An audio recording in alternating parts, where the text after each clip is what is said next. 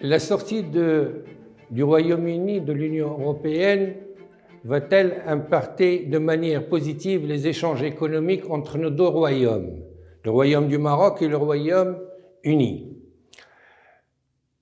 Les dernières nouvelles confirment cette tendance et vont dans le sens d'une amélioration au niveau de l'investissement et des échanges commerciaux. Après avoir sécurisé nos relations commerciales par la signature d'un accord d'association en octobre 2019, nous avons assisté à la venue d'un géant des énergies renouvelables, Xlinks, qui souhaite investir la somme de 22 milliards de dollars dans un projet commun entre nos deux pays. Il y a aussi l'amélioration des exportations de produits frais vers la Grande-Bretagne, qui a nécessité la mise en place d'une ligne maritime entre le port de Tangemed et le port de Poole au sud de l'Angleterre.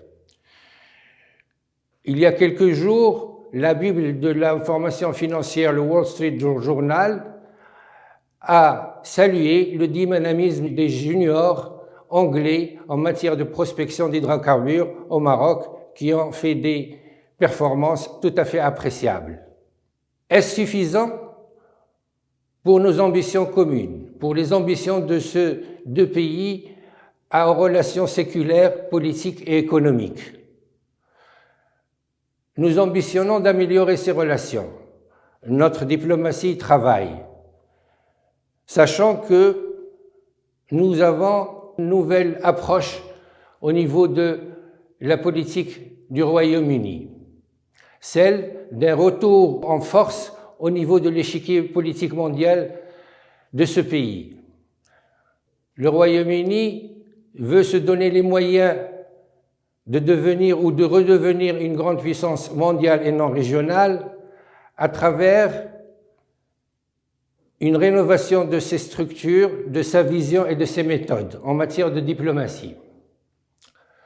La doctrine diplomatique du Royaume-Uni se décline en 3 points.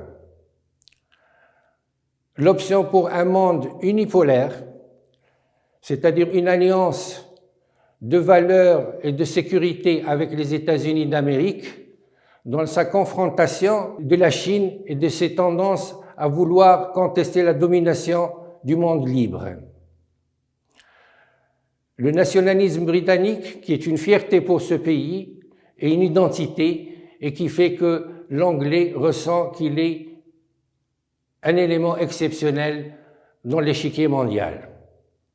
Et troisième élément très important, c'est celui des alliances que décline le Royaume-Uni avec ses ex-colonies dans le Commonwealth, et aussi son souci de ne pas exclure dans ces échanges les économies émergentes, dont le Maroc.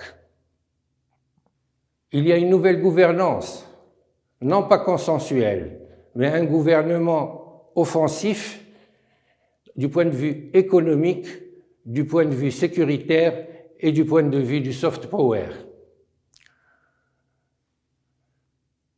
Le Maroc qui souhaite aussi diversifier ses alliances, il l'a montré à travers la signature ou la reconnaissance de notre souveraineté par les États-Unis d'Amérique.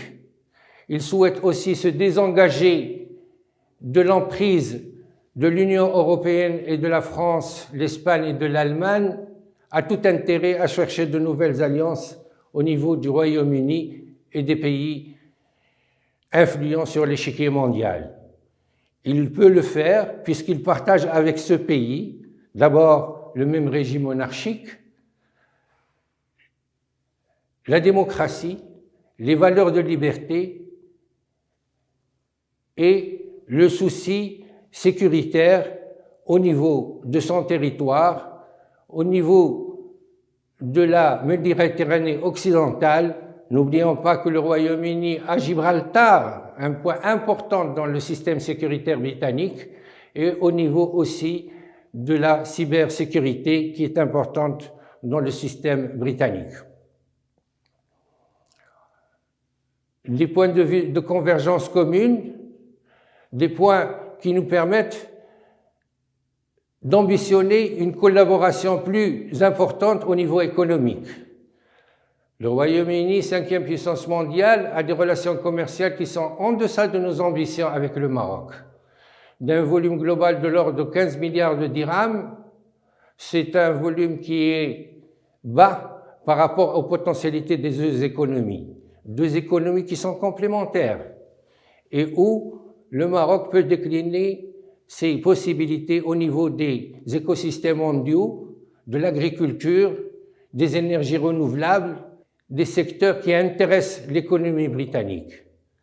Mais au-delà de ces secteurs traditionnels ou nouveaux, il y a aussi les biotechnologies et, en dernier lieu, et non pas le dernier, c'est la possibilité d'une collaboration nouvelle au niveau financier.